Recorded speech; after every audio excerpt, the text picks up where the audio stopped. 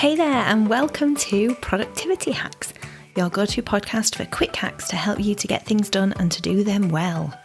I'm Jasmine, your host, productivity coach and consultant, and my mission is to help people increase their productivity so that they have time for what really matters. Each week, I'll bring you a short episode packed with tips that you can implement right away to boost your output. So let's dive in. Welcome back to Productivity Hacks. Today I wanted to highlight a really simple yet powerful practice that I like to do, which is choosing a word for the year. It's not just a trendy idea, it's a tool grounded in psychology that can anchor you to your goals and boost your productivity for the long haul. I like to do this at the end of the year or even in January to set my intentions for the year ahead, but you can do it anytime you want and can even set a word for the quarter or change it whenever it no longer fits. You are in charge and you make the rules about your word. So choosing one word as your theme for the year gives you a guiding focus, a bit like a North Star, something to follow.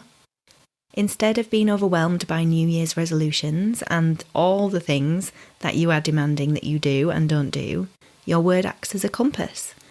It helps you make decisions. It helps you stay aligned with your values. A well thought out word should inspire you about the potential you have in the year ahead and help you journey well throughout. I've been working with several of my coaching clients in helping them define their word for 2025, and it has been such a privilege to be a part of it. Helping them pick a word that feels right, exploring how they want to feel at the end of 2025 and finding a word that aligns with this has been inspiring for me as well. I'm yet to choose my word, but it is on the to-do list. So this idea ties into the psychological principle of priming. When you choose a meaningful word, your brain naturally starts noticing opportunities, habits, and decisions that align with it. It's a bit like making the decision to buy a red car, for instance. You suddenly see red cars everywhere, and your focus shapes your awareness. There's not more red cars on the road, you just see them more because your brain filters them out. So choosing a word for the year helps your brain notice things that are linked to that word. Another thing it's linked to is the self-concordance theory, which means if your goals are connected to your intrinsic values, then you are more likely to stay motivated. The theory suggests that people who pursue self-concordant goals are more likely to achieve them and experience greater satisfaction. So a well-chosen word that reflects what truly matters to you makes it easier to sustain effort throughout the year. So I wanted to take you on a little bit of a journey that I went on in this last year, in 2024. I chose the word foundation as my word for the year. And one thing I wanted to share with you here is that knowing your own personality is key to knowing what kind of word you need and not need. I know that I am already very, very driven. I am proactive. I am self-motivated, often to the point of it being unhelpful, to be honest. So I knew I didn't need a word to drive me more, to push me more. This would just be making a rod for my own back. I wanted a word that would ground me a bit, to help me prioritise and help me not succumbing to my own internal drivers that demand that I keep going, keep doing. When I work with organisations, I often describe myself as an arrow. I'm off like a shot and I drive forwards, always working with incredible speed. So I know that it is super important to ensure that I'm pointing in the right direction. So I ensure I take my time before I start to check that I fully know the direction they need me to go. And I regularly check in with them to ensure that my course is correct. Because I know this about myself, I wanted to make sure my word for the year ensured I could check in on myself and keep checking that my course was correct as to where I wanted to go this last year. So in January 2024, I was partway through my coaching qualification, and I knew that this year I wanted to work on building a solid foundation, not just for my business, but for my life. The word foundation was perfect. It's helped me when I've got too carried away moving forwards. I've been able to stop, to focus on the word and assess if the thing that I'm hurtling towards is truly building a solid foundation.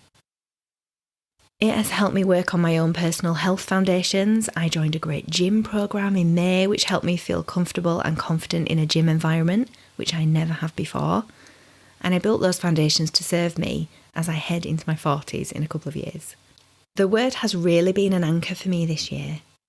I'm not going to lie, at times it's been a bit of a frustration because I just want to run off and build something quickly.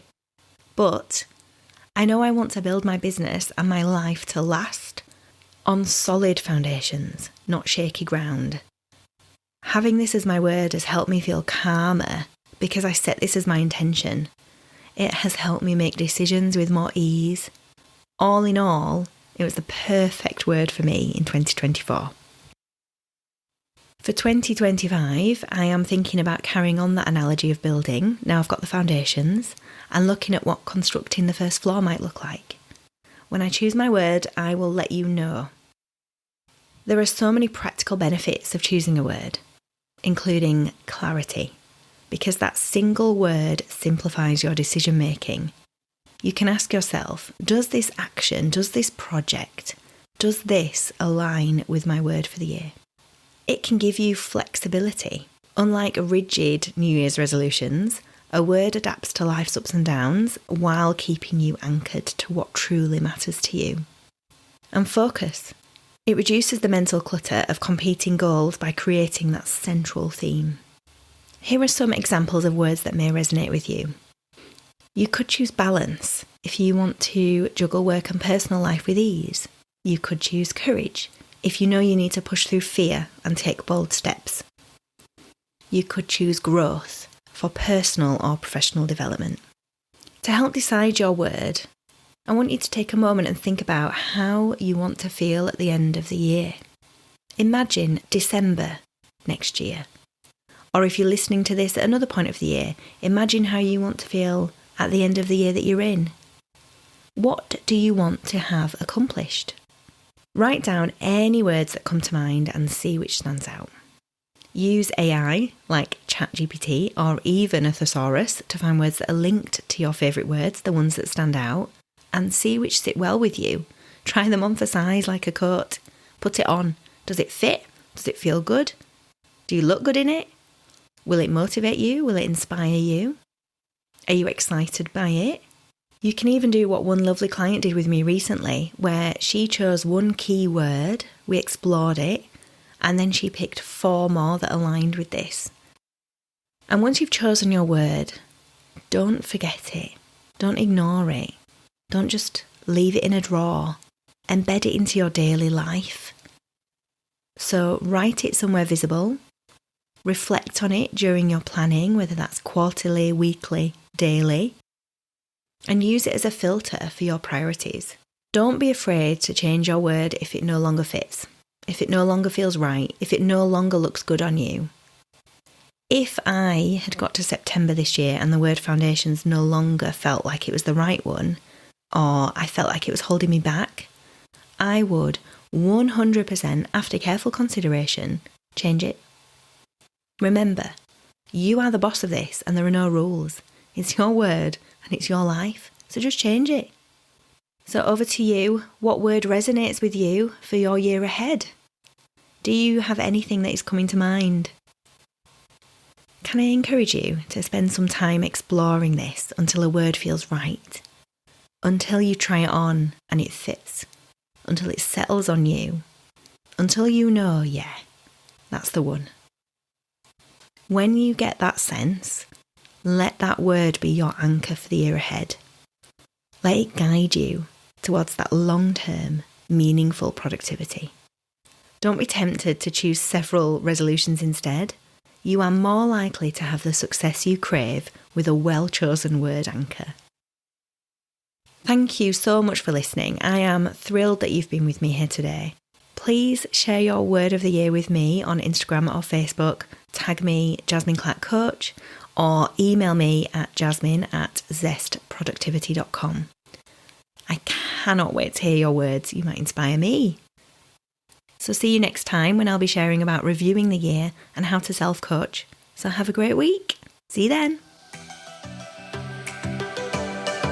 That's That's it for today. Thank you for tuning in to the Productivity Hacks podcast with me, Jasmine. What is your action point today? Write it down and make time to do it. If you like what you've heard, follow this podcast to get notifications of the weekly episodes, and please share it with your friends.